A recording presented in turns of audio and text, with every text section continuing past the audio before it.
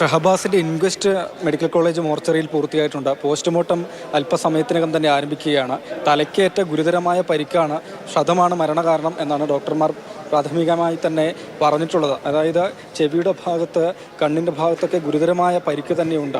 ഈ പുറമേ നിന്ന് നോക്കുമ്പോൾ അത്ര മുറിവോ ചതവോ ഒന്നും കാണുന്നില്ലെങ്കിൽ തന്നെയും ആന്തരികമായി അത്രയും തീവ്രമായ പരിക്ക് ഷഹബാസിൻ്റെ തലയിൽ ഏറ്റിരുന്നു എന്നാണ് ഡോക്ടർമാർ പറയുന്നത്. ഇനി കുട്ടിയെ വൈകിട്ട്, ഈ സംഭവം ഉണ്ടായി വൈകിട്ട് 7 മണിയോടുകൂടിയാണ് സുഹൃത്തുക്കൾ തന്നെ ചേർന്ന് വീട്ടിലേക്ക് എത്തിക്കുന്നത്.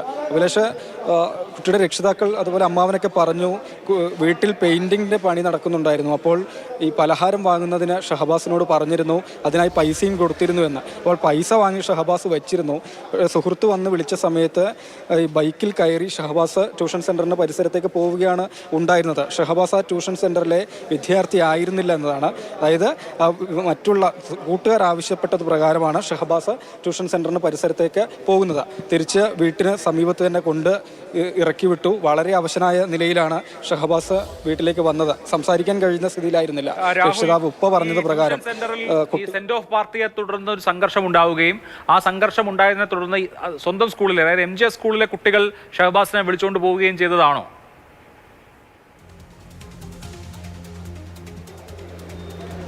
അതെ Abhilash, Shahabas MJ higher secondary school Elettil വട്ടോളിയിലെ വിദ്യാർത്ഥി തന്നെയാണ്.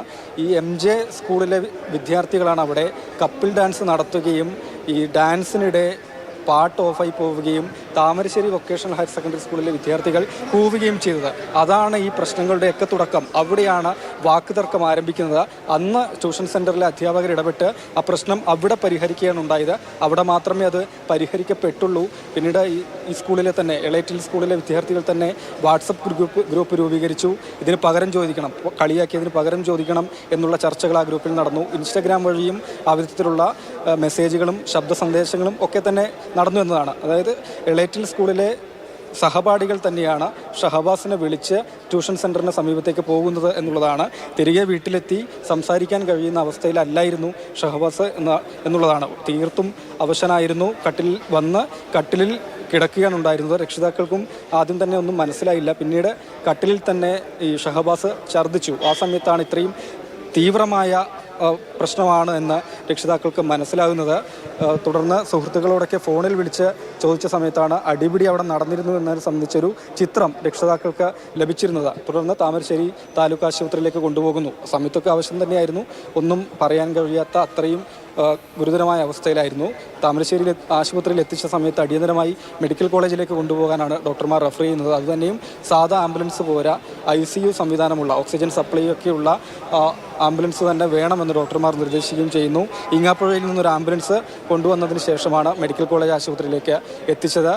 മെഡിക്കൽ കോളേജിൽ എത്തിച്ച സമയത്ത് ഡോക്ടർമാർ പറഞ്ഞത് 70% നമുക്ക് പറയാൻ കഴിയുക കുട്ടി അത്രയും തീവ്രമായ പരിക്ക് ആണുള്ളത്, ഗുരുതരാവസ്ഥയിലാണ്, തിരികെ കൊണ്ടുവരുന്നതിന് വളരെ ബുദ്ധിമുട്ടാണ് എന്നൊക്കെ ഡോക്ടർമാർ ആ സമയത്ത് തന്നെ പറഞ്ഞിരുന്നു എന്നാണ് രക്ഷിതാവ് പറഞ്ഞതടക്കമുള്ള കാര്യങ്ങളാണ്. എങ്കിലും വെന്റിലേറ്റർ സഹായത്തോടെ ചികിത്സ നൽകി തിരികെ എത്തിക്കാൻ കഴിയും എന്നൊരു പ്രതീക്ഷയിൽ, പ്രാർത്ഥനയോടെ കൂടിയാണ് ചികിത്സ നൽകിയിരുന്നത്.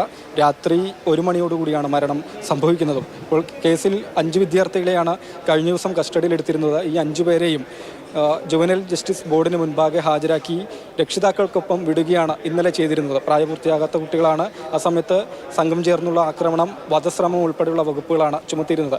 ഷഹബാസിൻ്റെ മരണത്തോടുകൂടി അത് കൊലക്കുറ്റം തന്നെയാക്കി ചുമത്തിയിട്ടുണ്ട്. 5 പേർക്കെതിരെയാണ് നിലവിൽ കൊലക്കുറ്റം ചുമത്തിയിട്ടുള്ളത്. ബാക്കി CCTV ദൃശ്യങ്ങളുടെയും വിദ്യാർത്ഥികളുടെയൊക്കെ മൊഴിയുടെ അടിസ്ഥാനത്തിൽ ബാക്കി കുട്ടികളെ കണ്ടെത്തി നടപടി സ്വീകരിക്കുന്നത് പുരോഗമിക്കുന്നു എന്നാണ് പോലീസും വ്യക്തമാക്കുന്നത്. ഒപ്പം ഷഹബാസിൻ്റെ കുടുംബം പറയുന്നത് ഈ 10ാം ക്ലാസ് വിദ്യാർത്ഥികൾ മാത്രമല്ല, മുതിർന്ന ആളുകളും അവിടെ സ്ഥലത്തേക്ക് വന്നിരുന്നു എന്നുള്ളതാണ്. അക്കാര്യവും പരിശോധിക്കുന്നു. പക്ഷേ നിലവിൽ ലഭ്യമായ വിവരങ്ങൾ പ്രകാരം മുതിർന്ന ആളുകൾ അവിടെ ഉണ്ടായിട്ടില്ല എന്നാണ് പോലീസ് പറയുന്നത്.